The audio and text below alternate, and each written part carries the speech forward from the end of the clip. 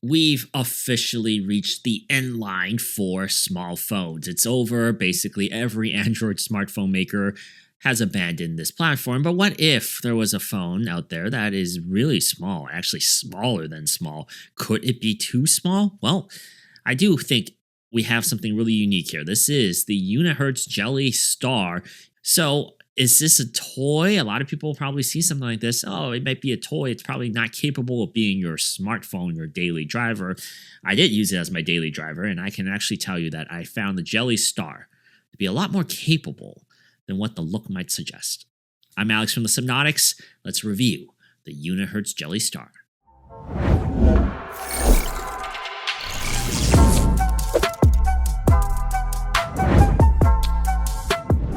As an Android smartphone, the Unihertz Jelly Star runs on Android 13. So there you have it. It's not like a KitKat phone or something crazy.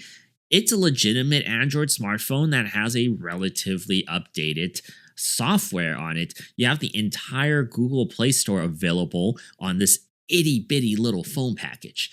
It is a legitimate smartphone. I want to get that straight through.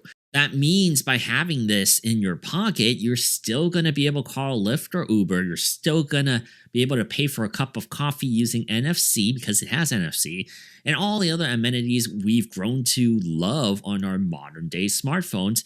It's here just in the size of your palm. However, because this phone is designed to exist around this itty bitty 3-inch display, it isn't something your eyes are going to be addicted to looking at and staring at for hours and hours at a time, like that of a really nice smartphone with a really great display that you use to view movies and things like that nonstop. Even though the IPS display is 327 ppi, which makes reading text actually relatively clean, the 480 by 854p resolution caps out what you really want to do on it for long periods of time. So in essence, this actually kind of becomes like a minimalistic phone because you don't really want to look at it too long. Actually, to be honest, as this was the only phone in my pocket and the only thing I had to use as a resource guide, my eyes did actually get fatigued reading text and watching videos for longer than maybe 5 to 10 minutes. I actually did feel tired looking at a screen like this. This could potentially be a good thing for you if you're looking to kind of wean off your addiction to smartphone uses because you still have all the fundamental capabilities, the amenities that you're used to, without actually the incentive to want to use the phone. So that's kind of cool because it still fit into our modern lifestyle. I didn't put the phone down because it couldn't do something I wanted to do. Instead, I set it down because it wasn't enjoyable to do those things that I wanted to do for longer periods of time on here. That's actually pretty ingenious. And continuing on the display discussion, I did find the viewing angles to kind of just be on the brink of being acceptable. It's like just barely acceptable. The colors and the images look okay. It's not unusable, but as to be expected for such a budget priced phone. Colors are dull and the display doesn't really get too bright, to be honest.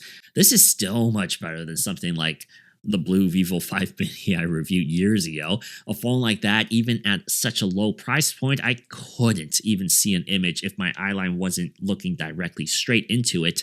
Regardless, this isn't a display you'll be watching YouTube videos or Netflix for hours on anyway, so I do think it's acceptable for the most part. Android 13 runs actually pretty nicely on this Jelly Star. I'm surprised that it actually is a relatively clean overall Android experience. A MediaTek Helio G99 SoC powers the phone with 8GB of RAM and 256GB of storage. There's also micro SD card support that helps you manage your storage if you need it. I actually don't think the Jelly Star holds you back. That's the great thing about this phone. For something this small, this cheap, in the old days, you would look at something and it's like, okay, maybe it's like a little fun phone, but you really can't use it for your daily life. My Tesla actually unlocks when I walk up to it. Like, think about that. Like, it actually works consistently. Sometimes it would kind of break off and it leave me stranded, but for the most part, I would say my Tesla app is actually usable on the Jelly Star. So if you think about that, that's pretty good. I've been playing gotcha RPGs on my mobile phones for a long time now, and this one that I've been playing is one of the best ones out there, and probably some of the better graphically intensive mobile games out there. And it actually runs. It actually has a decent gameplay experience that was totally playable. Maybe there's a few frame drops here and the game loads a little slower into the menus and things like that, but it's playable. It absolutely is playable. I wouldn't say enjoyable because still you're looking at such a tiny screen and you have to read text, but the 60 hertz refresh rate actually keeps transitions working decently. And I was able to play the game on a budget phone like this on a budget processor. I'm very shocked about that, and it actually flows really nicely. And hey, if it can do that, and I can still collect my daily quests and things like that while I'm kind of weaning off my mobile games, great. That's totally what I need. So in terms of performance, I really didn't find a lot to dislike here. So just come into it with open expectations. Don't think you're going to get a flagship performance. Obviously, you're not going to. But if you're open-minded about what you can get here, I think it actually lives up. The day-to-day performance coming from the Jelly Star is actually pretty good for the price point. So, in terms of size, oh man, this phone is very strange because I love small phones, but maybe this was actually too small. But there's something about the Jelly Star in terms of how thick and kind of, I wouldn't say bulky, but just the shape. It is very smooth and round edged. It's hard to grip. It didn't feel right. Wrapping my hands around this, there's no like clean way to do it due to the texture, the smooth texture and the rounded body. There really isn't any good angles to grip it. So if you're holding the phone for long periods of time for like on a phone call or whatnot, you kind of have to put your index finger at the top or wrap your middle finger on the side just to keep a grip on it. Or I've actually dropped it a few times because if you just hold it on the sides like you would a normal phone, it wouldn't support the weight.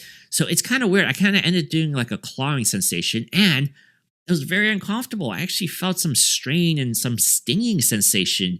So, I mean, the way I was using the phone to feel comfortable, I don't know. I just couldn't find the right grip on this. And then another kind of downer for me, reception. I don't really talk about cellular reception or even phone call quality nowadays because almost every single phone out there we've hit kind of like this plateau where everything is good. It's good enough. When I do come across issues that shouldn't happen, then I do discuss it like this. I did find that this phone is supposed to work on T-Mobile, which was what I was using it on, and it's supposed to be able to handle the carrier's LTE network. However, while it does work, I did find the connection was a bit spotty in locations that I usually have decent T-Mobile call quality and also connection to access my mobile data. Unihertz also says that this phone will work with Verizon in the US. I don't have Verizon network, so I didn't test it with that. But I would say, at least on T-Mobile, I mean, it was usable, but not like super, super reliable, where I think most smartphones, even the really cheap ones, should be hitting now, and they have been hitting. So this is one of the first ones in a long time where I've had connection issues with. At times, the people on the other side of the line said it was kind of hard to process what I was saying and the words. It sounded really hollow and distant.